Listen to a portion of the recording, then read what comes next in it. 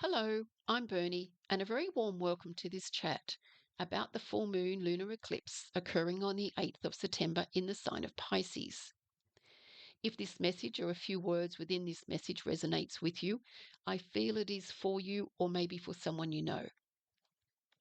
Before I chat about the full moon, the lunar eclipse, and the eclipse season that begins at the time of the full moon, I want to start by mentioning two words that came through strongly for this time.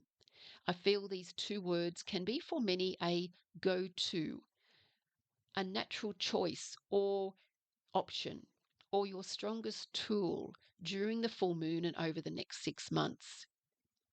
It's like, if in doubt, practice these two words: self-compassion.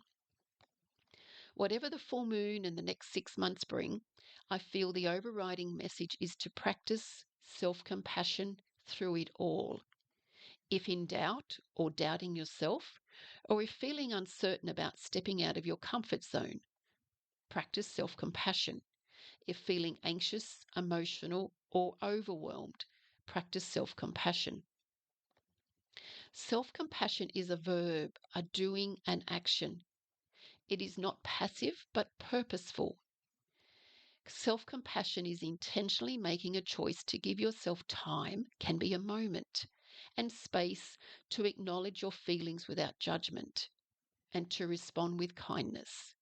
During the full moon and over the next 6 months, I suggest or I invite you to allow more time or space to sit and be with yourself and listen to yourself with honesty, openness, and without criticism. Practice patience and self-acceptance, and bring more attention to all of your amazing positives, and then give gratitude. Choose self-compassion if you notice you are feeling more overwhelmed or that you are demanding more of yourself or pushing yourself too much. Look upon yourself with kind and loving eyes. Self-compassion is an act of self-love. Back to the full moon occurring on the 8th of September in the sign of Pisces. This full moon can be a very intuitive time for many, whether that be felt through synchronicities, dreams, meditation, automatic writing, connecting with water. My full moon meditation will focus on this. As is often the case with full moons, this can be a sensitive time of heightened emotions and deep emotional cleansing. I heard a time to flush out, and can be of long-held emotional weight and may be related to karma, which may require extra self-care.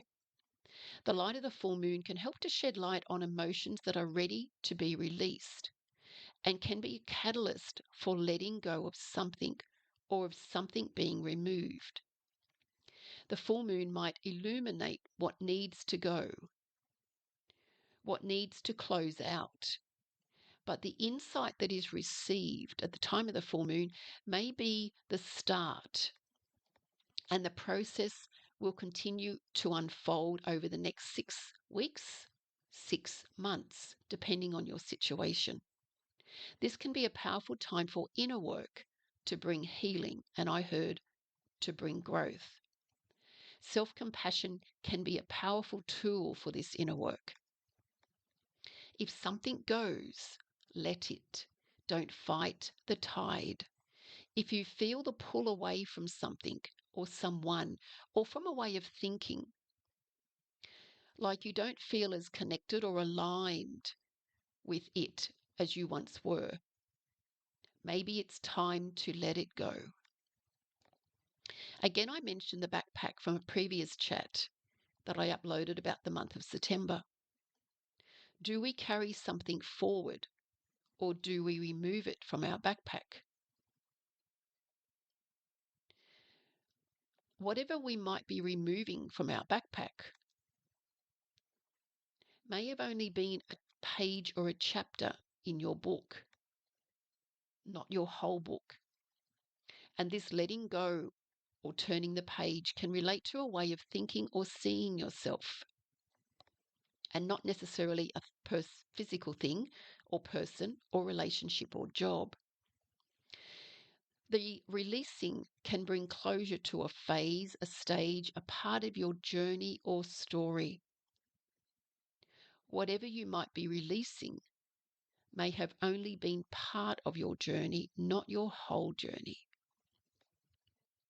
This full moon can be a time to practice more emotional self-care and is a wonderful time for self-reflection. Again, for sitting and being with self rather than doing. If feeling overwhelmed or emotional, breathe it out. Get grounded, maybe journal. Practice self-care. How one manages this time determines how closure, healing, and peace are attained. If resisting the eclipse season, if resisting the changes that the eclipse season may bring, watch for a pattern of rinse and repeat. If no change, then same. So with eclipses, sometimes we may feel that we're on board, we're ready, and we go with the change. But if we resist it, sometimes the eclipse season brings the change anyway, particularly if we're ready for that cycle of repeating to end. This full moon in the eclipse season will help to bring change. So I suggest to embrace change. Trust yourself to flow and go with the change. Connect to and trust your intuition more. And if you would like more help or guidance with this, please reach out to me. This full moon is not a time for new beginnings, but a time for insight, cleansing, releasing, preparing. Maybe ask yourself, what matters to me? What matters to me? What do I want to carry forward with me? By identifying what matters to you will also help you to identify what you don't want. At this time, I suggest making time and space to be with yourself, to practice self-care, to go with the flow, and be compassionate for yourself. If these messages resonate with you, you might like to like or comment or subscribe to my channel if you haven't already done so. And if you have, thank you very much. All the best for this full moon and for the next 6 weeks, 6 months, as the energy of the full moon and also the eclipse almost like washes through us. And please, if you need some support or guidance, insight, some tips or tools on how best to manage releasing and bringing change in, please reach out to me. Thank you. All the best.